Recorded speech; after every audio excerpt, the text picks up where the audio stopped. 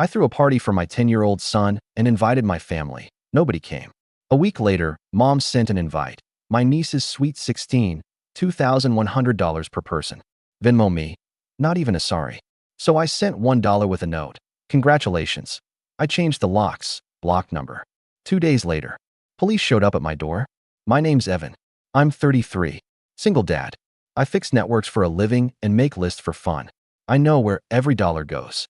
I can tell you the price of a gallon of milk in 3 stores and which one restocks the 12-pack of juice boxes on Tuesdays. My son, Leo, is 10, loves Lego, hates olives, and thinks I'm a wizard because I can untangle cords without swearing. I live in a small rental house with a lean backyard and a grill that I rescued from the curb. My family lives 20 minutes away, and in my head that always meant we were close. It didn't mean that. The Saturday of Leo's birthday started simple. Blue streamers. A Costco sheet cake with Leo Level 10 written in pixel font. I'd rented one of those inflatable soccer goals and set out folding chairs I borrowed from a neighbor. 6 of his classmates came. Our street smelled like sunscreen and charcoal. I kept checking my phone. Mom had said, "We'll be there. Wouldn't miss it." My sister, Courtney. Of course. Aunt Coco's bringing party favors. My brother, Nate. We'll roll through after the gym. I lined up little water bottles on the porch rail and taped a trash bag to the fence so the yard wouldn't look like a landfill. Every 20 minutes, I checked the family chat. Nothing. When the pizza arrived, I told the driver, "Could you wait a second?" I thought maybe a line of cars would pull up and I'd need to add one more large pepperoni. He looked over my shoulder at the tiny crowd and said, "You're good." 2 o'clock turned to 3. The sun moved. Kids kicked off their shoes and took turns with the goal. The neighbor across the street carried over an extra cooler. She said, "Full house?" and I smiled like my face was made of wood. At 3:11 p.m., my phone buzzed. "Don't be dramatic," my mother wrote. "It's just a kid's party. Just a kid's party." I read it twice because my brain rejected it the first time.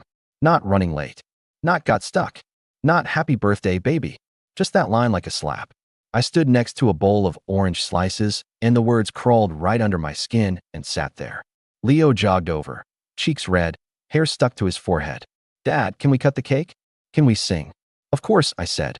"Gather everybody." We sang. He blew out the candles in one breath because he'd been practicing. He grinned at me with frosting on his lip, and I clapped like a seal. Then I stepped inside to the kitchen to rinse the knife and breathe where nobody could see me. The screen door squeaked. Behind me, the group chat bubble popped up again with dots blinking like a heartbeat. A new message from Courtney appeared. "We'll catch the next one. Today's insane." Then a photo posted to her story hit my lock screen.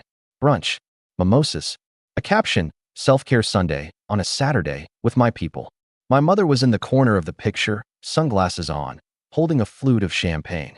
Nate's arm, the tattoo I helped pay for, was around their chairs. I stood there with a wet knife in my hand and a cake behind me and a 10-year-old in the yard who still believed adults said what they meant. The house smelled like sugar and dish soap. Somebody outside yelled "Goal," and a cheer went up. I put the knife down and wiped my hands on a towel. I walked back to the yard and handed out plates, and I didn't say one word about the empty chairs. Not one. When the last kid left, Leo and I sat in the quiet and built the spaceship he'd unwrapped. He didn't ask about Grandma or Aunt Coco or Uncle Nate. Maybe he didn't want to. Maybe he already knew. At 8:04 p.m., after he fell asleep on the couch with a slice of pizza in his hand like a tiny king, my phone pinged again. Mom, this time with a voice message, sharper, careless. "Don't make a big deal, Evan. He's 10. He'll barely remember." I stared at the ceiling and felt something in me go cold and flat. A new shape. Edges. I didn't write back. I started counting the chairs to return and the cans to recycle. I scraped frosting into the trash. I folded the banner into a shoebox with the leftover candles. I put everything where it belonged. That's what I do. And then I put my phone face down on the counter because if I read one more sentence from them, I was going to say something I couldn't put back in the box. I've always been the fixer. The one who knew the Wi-Fi password and the tax deadline. The one who remembers everyone's favorite side dish. I was 21 when Dad walked out. Mom's words to me in the driveway were, "You're the man now." It wasn't a pep talk. It was a job assignment. When Courtney started her lash studio, I built the website and paid the first 6 months of hosting. "You'll get it back when I'm profitable," she said, breezy, like profit was a weather pattern. When Nate got a DUI at 25, I took a day off work to sit with him at court. I'm the one who drove mom to urgent care that winter. She had the flu and wouldn't stop trying to cook anyway. I'm the one who Venmoed Nate's rent, just this once, 3 separate, just this once months. Every time, it came with a chorus. Mom, family helps family. Courtney, you're doing amazing, sweetie. To herself in the mirror. To me it was, can you spot me till Friday? Nate, you know I'll pay you back. He never did. He'd buy new rims though, so at least the lie had good traction. The day Leo was born, I made a promise to him and to myself. He would never sit on a plastic chair at a party and wonder if his people cared. He would have cake even when money was tight.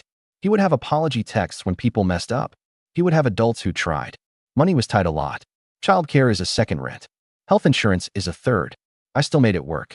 Over time, side gigs, selling my old guitar to cover the dentist. When he outgrew his cleats mid-season, I found a pair at a thrift store and cleaned them with a toothbrush until they gleamed. Meanwhile, my family's group chat looked like a travel blog. Wine tastings, silent retreats that were somehow very loud on Instagram. Courtney's soft life era. Nate's grind set. With a leased truck, he took pictures with more than he drove. When I asked mom once if she wanted to do a weekly dinner with us, she said, "Sweetie, my calendar is full. Next month." Next month never arrived. But my phone did light up on payday. Little green bubbles. Quick favor. Emergency. Don't tell anyone I asked. Last fall, Courtney booked a girls' trip to Tulum and called me at 11 p.m. the night before. My airline card got declined. Can you fix it? I'll pay you back Monday. Monday came and went. When I brought it up, she sighed. Don't be petty, Evan. Money comes and goes. Memories are forever. In December, mom sent me a spreadsheet like a ransom note. Holiday gifts plan. Names, items, price columns, color coding. On the right, in bold, we should split equally. Equal meant me, because neither of them offered. I bought Leo a winter coat and a book. I bought mom the mixer she'd been talking about since spring. I gave Courtney a gift card to a supply store. Nate got new trainers. My gift was their silence at dinner when I asked if anyone could bring dessert next time. It added up, and not just in my bank app. It added up in my chest. The math of being the responsible one is that you become their plan, and they don't even see it. 2 days after Leo's party, I woke up to a new message in the family chat. All caps, exclamation marks, glitter emojis. From mom. Very important. RSVP by Wednesday. My niece's sweet 16, $2,100 per person. Venmo me. No good morning. No. How was the party? Just the world's most unhinged wedding tier price tag slapped onto a teenager's birthday with the urgency of a fire drill. Attached, a PDF with a photo of my cousin in a tiara, a ballroom with orchids cascading from the ceiling, a menu that read like a cruise ship brochure. Caviar bar, ice sculpture, interactive gelato artist. I stared at the number like it would blink into something sane. $2,100 per person. And then this line from mom. We'll need Evan to cover grandma's spot too. She's on a fixed income. There it was. The assumption like a reflex. My name is a wallet. No mention of Leo. No, sorry we missed him. Not even a meme. Just an invoice I never agreed to. 5 minutes later, Courtney chimed in. We're all in, OFC. Coco can't do less than premium. Also, can we do a group gift? Evan, can you coordinate? You're a spreadsheet guy. Nate. Yo, do they have an open bar? If so, totally worth it. Evan, you got me and Jess, right? I set down my coffee and felt it burn anyway. I typed no, then deleted it. Not because I didn't mean it, but because I needed to be careful. Words skim on the surface with them. They don't sink in unless you tie them to something heavy. I clicked on the PDF again, and my eye caught the sponsor page at the end. There, in tasteful script, under gold patrons, was my full name. In honor of family. I hadn't given $1. I hadn't been asked. Courtney had submitted it. I recognized the photo she used. It was stolen from my LinkedIn. My stomach did a slow, stubborn roll. I scrolled back to Saturday's messages to see if I'd missed something. Maybe there was a "so sorry" buried under a meme. There wasn't. Just Courtney's brunch shot and mom's voice note. The one where she said it was just a kid's party. Another text popped in. Mom. Also, I talked to the venue. They need the deposit by Friday. I told them you'd handle it since you're the most organized. The deposit. For a teenager's party that cost more than my car. Assigned to me like an errand. I picked up my phone to call her, then put it down. I didn't trust my voice to come out soft enough to be heard. That evening, while Leo did homework at the table and kicked his feet, I printed the sponsor page and set it beside my grocery list. 2 columns. One for what I do, one for what they ask. I started writing. Soccer fees, mine. Court filing fee for Nate's license reinstatement, mine. Website hosting, mine. Costco cake, mine. $2,100 per person, theirs. Deposit, theirs. It's just a kid's party, theirs. I looked at the paper until the ink felt dry enough to pick up. The next morning, Mom sent a follow-up. Evan, you're quiet. Don't be difficult. Your cousin is only 16 once. Everything inside me that had melted a little for years started to cool and harden. Not anger like fire. Anger like ice. Clear. Solid. Deciding. There's always a small moment before the big one. For me, it was grabbing my keyring and noticing how my house key was still the old brass one. Mom had a copy. Courtney had borrowed it last month for an errand and never returned it. I looked at that key and realized my boundaries were made of soft metal too. That afternoon, I stopped by the hardware store. It happened in the family chat because that's where they live. I waited for a time when they like to pile on. Late lunch, when everyone posts photos and comments at the same time. 1:17 p.m., the bubbles all at once. Courtney, a boomerang of iced coffee. Nate, a gym mirror selfie. Mom, a forwarded prayer with glitter. I took a picture of the backyard from Saturday. The banner still taped to the fence. The empty folding chairs in a neat row like a sermon nobody came to. The cake box with the corner missing where we cut it down and wrapped slices in foil for our freezer. I wrote, "This was Leo's party. You said you'd come." I let it sit.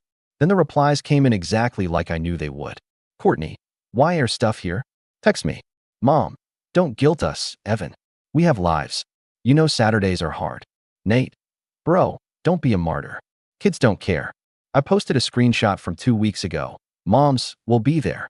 Then another of Courtney's, Aunt Coco's bringing party favors. Then the brunch picture with their faces in the corner and the caption, with my people.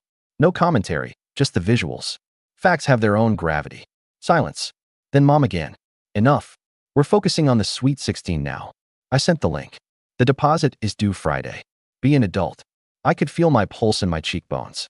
I typed slow. I am being an adult. I am Leo's dad. Another pause. Courtney answered with the text equivalent of a hair flip. Don't make everything about your kid. I stared at those words until they blurred. Then I wrote, you didn't come to the birthday of your own nephew/grandson. A week later, you sent me a bill for $2,100 per person for a teenager I see twice a year. You put my name as a sponsor without asking. You told a venue I'd pay a deposit. You said I was difficult when I didn't answer fast enough. Here's my answer. No. I hit send.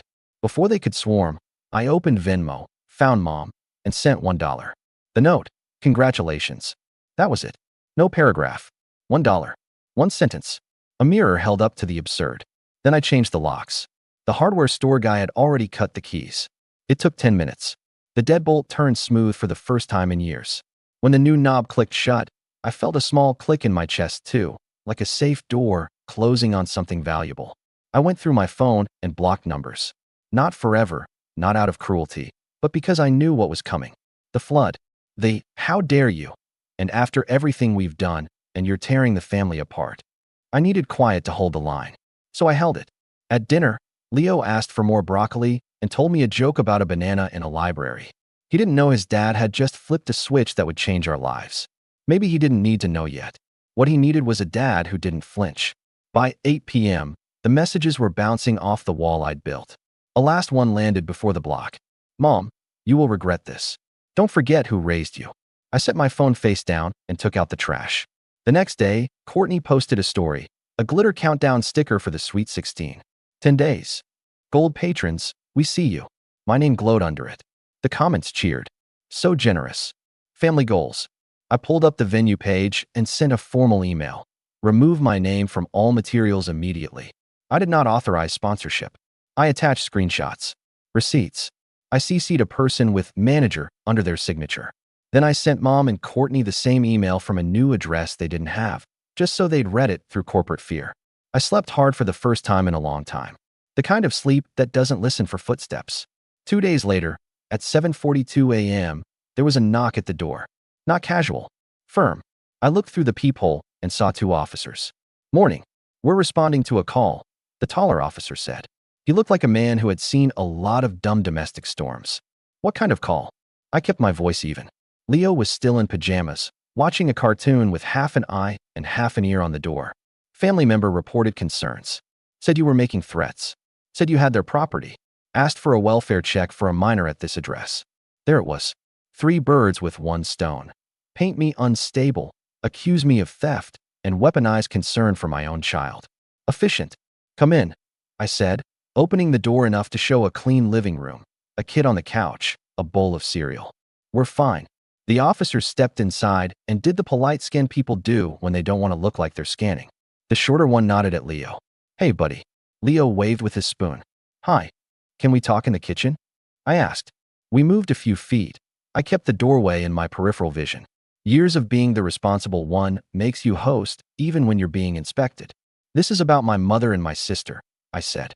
They didn't come to my son's birthday. They asked me to pay thousands for a cousin's party. I said no. I changed my locks. They don't like that word. The taller one covered a twitch of a smile. That tracks. They also put my name as a sponsor for the event without consent. I emailed the venue to remove it. I have screenshots. I slid my phone across the counter with the folder open. Photos. Chats. The Venmo dollar with the congratulations note. The venue email. The sponsor page. The officer scrolled. Evidence stacks well when you live inside receipts. Any weapons in the house? He asked, because he had to ask it. Only butter knives, I said. And these Lego swords. He smirked. Any court orders? Custody stuff? No. Leo's with me. His mom isn't in the picture. We're okay. He glanced toward the living room. You're okay, buddy? Leo gave a solemn thumbs up. Property. The shorter one added, glancing at his notes. I blinked. What property? He read. Caller stated he was holding a family heirloom necklace and wouldn't return it. His eyebrows ticked and I saw it land for him too, the nonsense of it. The only necklaces in this house are made of macaroni, I said. If she means the spare house key, I changed the locks yesterday. I can give you the old one if that makes this cleaner. We all looked at the key on the counter like it was a prop in a bad play. The officers stepped to the side, exchanged a look, then squared back to me. Here's the deal, the taller one said. We've seen this a lot. Family gets used to a thing, money, access, free labor. Someone changes the terms. Panic. They call us. We make sure nobody's in danger. Then we go write a report that says, no danger. That would be great, I said, and felt my shoulders drop an inch. Do you want to log anything on your side? The shorter one asked. Yes. I pulled up the email to the venue and my written request to remove my name. I also want something on record that they put my name down for a financial commitment without my consent and that I've asked them in writing to stop. Good, he said. Paper trails help. Keep saving everything. If anyone shows up here and won't leave, call us. Don't engage. They left me a card and walked out into the daylight. I stood at the door with that feeling you get after a flu breaks, weak and clear at the same time. 10 minutes later, my new email pinged. The venue's manager replied, We have removed your name from all printed and digital materials. We apologize for the oversight. I exhaled. One thread cut clean. At noon, my aunt, Mom's older sister who floats in and out like a reasonable ghost, texted from an unknown number. I heard what happened. I'm sorry. They're furious. Courtney's screaming about a ruined vision. Your mother is calling you ungrateful because she can't call you something worse. For what it's worth, I think you did the right thing. I didn't do anything. I typed. I stopped doing things. She sent a sad smile emoji, the only time I've liked one. The next 48 hours were a study in how a system tries to reboot. Courtney posted a long caption about toxic energy and people who can't be happy for others. She didn't use my name. She didn't need to. Her friends piled in with hearts and, You're a queen. The comments smelled like hairspray and denial. Nate texted from a new number. Jesus, man, Mom's crying. Can you just pay the deposit and we'll square up after? We're family. I blocked it. Mom left a voicemail on the landline I never use. This is your mother. You're not well. Family doesn't do this. You embarrassed us. You embarrassed me. She inhaled sharply. The police? Really? Her voice did that thing where it shakes when it's angry but wants to sound hurt. I held the phone away from my ear like it was hot. Then came the other side. Quiet messages from cousins I barely talked to. I saw the price. Are they serious? I'm sorry about Leo. That was awful. If you need extra chairs next year, we'll bring some. And the neighbor who'd loaned me the cooler knocked with a Tupperware of brownies. You fought the right fight, she said, like we were comrades. Maybe we were. That week, my house got lighter. Not because the furniture changed, but because the air did.